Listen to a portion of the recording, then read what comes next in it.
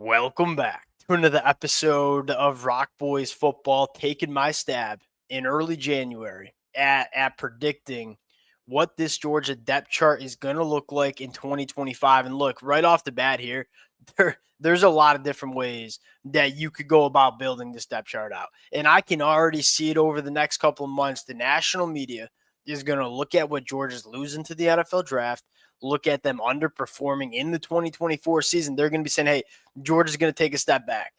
What makes me so excited about doing this kind of episode is, look, we do have a lot of question marks about who are going to be the guys for Georgia in 2025. But one thing we talk about every single year with Georgia is the competitive depth. And this is going to be a really fun spring practice session where there's a ton of position battles that are going to be taking place. And now our job is, all right, how does this depth chart look? Where are the position battles? Who do we think are going to emerge as the guys? And I think it also allows us to take a step back, look at this Georgia roster from a whole and kind of identify where are the other positions that Kirby Smart might want to address in the transfer portal over the next couple of weeks. Fired up to get into this one. Before we do it, as always, most importantly, Georgia fans, let it rip in the comment section. Lot of different ways that you could go about building this depth chart out. I took a few flyers. I have a few quote unquote my guys, if you will, that I think will emerge as dudes for Georgia. I'm sure many of y'all listening have those same kind of players that you have a lot of belief in. Would love to hear from y'all in the comment section. Appreciate you guys rocking with it. If y'all do enjoy the content, consider subscribing to the channel. Without further ado, let's get into one of the biggest storylines right off the bat. That's the quarterback spot. Look, Gunnar Stockton, to me, I thought played some pretty damn good football against Notre Dame. I don't think Gunnar Stockton was the reason Georgia lost that football game. And, quite frankly, I kind of see a little bit of and y'all can tell me if I'm missing the boat here, a little Stetson Bennett in his game, in terms of not necessarily the same football player, but a guy that I think is not going to be a top 10 NFL draft pick. I don't think has super, super impressive physical traits and arm talent, but he does strike me as one of those guys that, one, big-time leader in the locker room. I think, secondly, can be one of those quarterbacks that does the dirty work. And it's not always going to look pretty with Gunnar Stockton, but he's a guy that can make it happen when it needs to happen. And so Gunnar Stockton, to me, if I'm a Georgia fan, I don't feel uncomfortable about him being the guy in 2025. Watch out for Ryan Puglisi. That's all I'm going to say. I don't know if I'm going to put my money on him being the starting quarterback in 2025. He is a guy that can win this job. And if you're a Georgia fan, you're probably looking at it and saying, I'd probably want to see Ryan win the job, because I do think Ryan has a little bit higher of an upside in terms of what he can be at this Georgia quarterback spot. I loved him coming out of high school. I think this kid is wired the right way. Remember when Dylan Raiola committed to Georgia too? And everybody was talking about Ryan Puglisi backing off his commitment.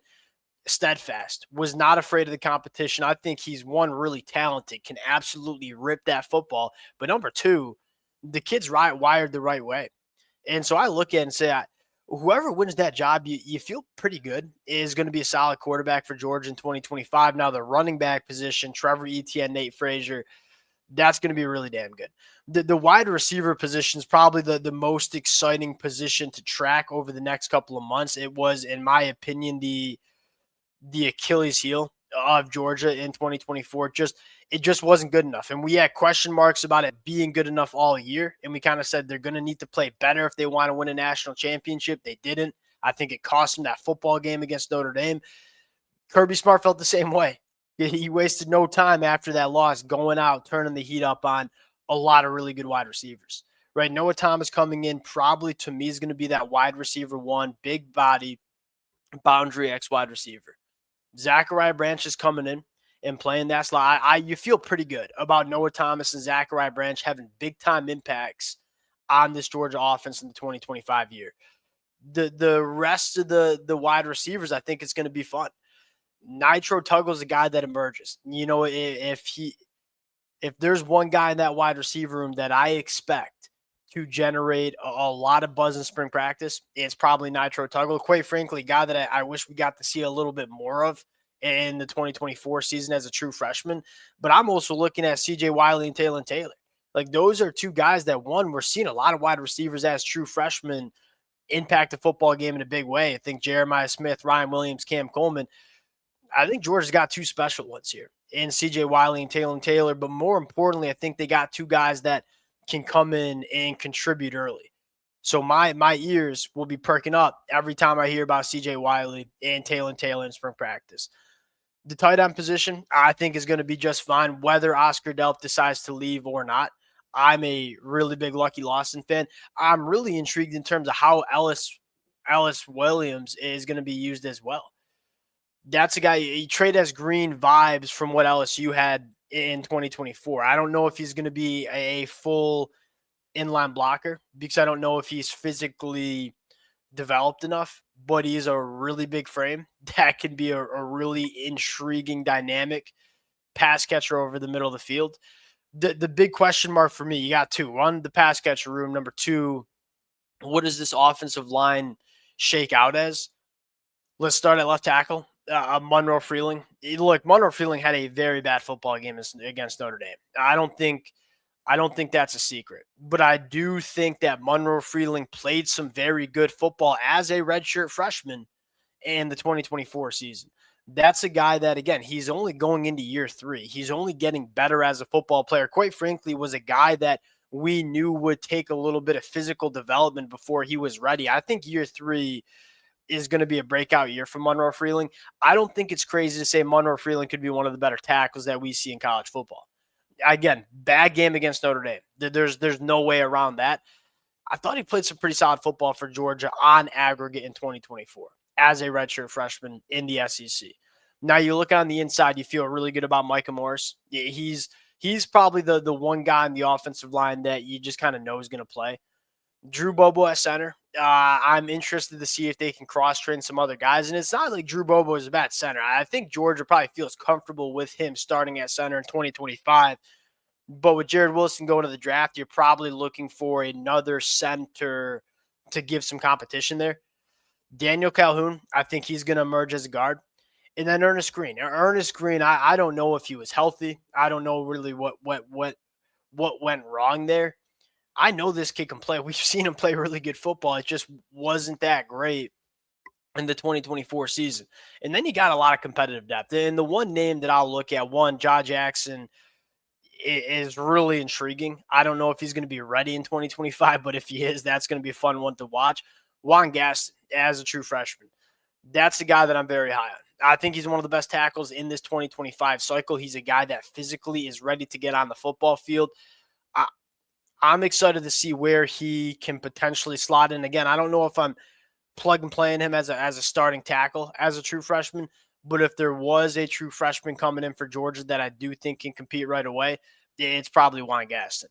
Now, moving to the defensive side of the football, I think the position you're looking at most here is the Jalen Walker position, I'll call it.